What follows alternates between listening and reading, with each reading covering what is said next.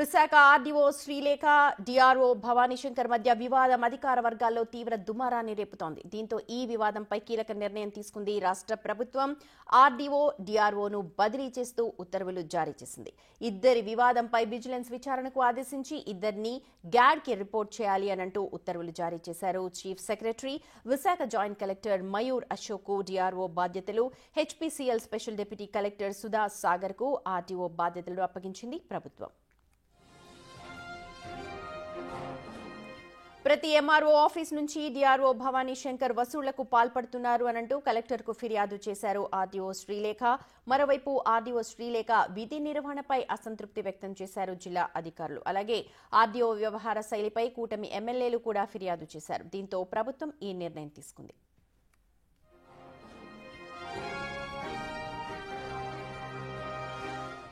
Right, మా ప్రతినిధి రాజు ఉన్నారు అప్డేట్స్ అందించడానికి. రాజు, ప్రభుత్వం అయితే నిర్ణయం తీసుకుంది, శాఖపరమైన చర్యలు ఏమైనా ఉంటాయా? అంటే ఇప్పటి వరకు విశాఖ కలెక్టరేట్ చరిత్రలో ఒకేసారి ఇద్దరు అధికారులను బదిలీ చేయడం కానీ, కలెక్టరేట్ లోనే ఇద్దరు అంటే ఆధిపత్యం కోసం ఒకరి మీద ఒకరు నిందలు వేసుకున్నటువంటి పరిస్థితి కానీ ఎప్పుడు వచ్చినటువంటిది అయితే లేదు. ఇప్పుడు ఒకే ప్లేస్ లో పనిచేస్తున్నటువంటి జిల్లా డిఆర్ఓ భవానీ శంకర్, ఆర్డీఓ శ్రీలేఖ ఇద్దరు కూడా ఒకరి మీద ఒకరు నిందారోపణలు చేసుకున్నటువంటి ఉదంతం బయటపడినటువంటి పరిస్థితి కనిపిస్తుంది. ముఖ్యంగా జిల్లా కలెక్టర్ హరీందర్ ప్రసాద్ కు ఆర్డీఓగా పనిచేస్తున్నటువంటి శ్రీలేఖ ఒక లేఖ అయితే రాశారు. ఈ లేఖలో మొత్తం వివరాలన్నింటితో ఈ లేఖ అయితే అందించినటువంటి పరిస్థితి ఉంది. ముఖ్యంగా డిఆర్ఓగా పనిచేస్తున్నటువంటి భవానీ శంకర్ జిల్లా పరిధిలో ఉన్నటువంటి మొత్తం తహసీల్దారులు అందరి దగ్గర కూడా నిత్యావసర సరుకులు, అది ఒక డిఆర్ఓ భవానీ శంకర్ ఇంటికి మాత్రమే కాదు, అంటే ఆ లేఖలో కూడా పసుపు, కుంకుమ, పప్పు ధాన్యాలు, బియ్యం, ఇట్లాంటి నూనెలు, ఇలాంటి సరుకులన్నింటినీ కూడా ప్రతి నెల తన కుటుంబానికి, తన బంధువుల కుటుంబాలకు కూడా అందించాలి అని డిమాండ్ చేస్తున్నారు, బెదిరింపులు గురి చేస్తున్నారు, వేధింపులు చేస్తున్నటువంటిది అయితే ఉందని స్పష్టంగా ఈ లేఖనైతే అందించినటువంటి పరిస్థితి అయితే ఉంది. ఎందుకు కలెక్టర్ డిఆర్ఓ అదేవిధంగా ఆర్డీఓల మధ్యన ఈ వైరం మొదలైందనేది అర్థం కాలేదు. ఎందుకంటే ఇద్దరు ఒకే స్థాయి అధికారులు, ఇంచుమించుగా చెప్పాలంటే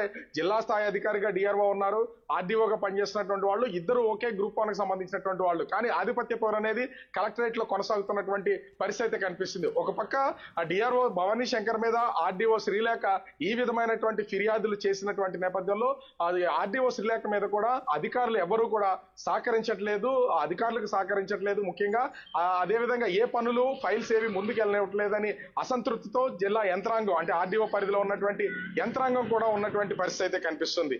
అయితే వీళ్ళు కాకుండా ముఖ్యంగా కూటమికి సంబంధించినటువంటి ఎమ్మెల్యేలు సైతం వీళ్ళు ఆర్డీఓ శ్రీలేఖ మీద ఫిర్యాదు చేసినటువంటి పరిస్థితి అయితే కనిపిస్తుంది. ఆ శ్రీలేఖ ఏ ఫైల్ ని ముందుకు వెళ్ళనివ్వట్లేదు, ఎమ్మెల్యేలుగా ప్రజాప్రతినిధిగా మేము ఏది చెప్పినా కూడా వాటిని పట్టించుకోకుండా ఏకఛత్రాధిపత్యంతో ముందుకెళ్తున్నటువంటి పరిస్థితి అయితే కనిపిస్తుంది అని కూటమి నేతలు కూడా అసంతృప్తి వ్యక్తం చేసినటువంటి నేపథ్యం అయితే ఉంది. ఈ నేపథ్యంలోనే ఈ ఆర్డీఓ డిఆర్ఓల మీద కలెక్టర్ ఒక నివేదిక తయారు చేసి సిఎస్ కు పంపించినటువంటి పరిస్థితి ఉంది. సిఎస్ దీని మీద చర్యలు చేపడుతూ ఇద్దరు అధికారులు ఒకేసారి బదిలీ చేసినటువంటి పరిస్థితి ఉంది.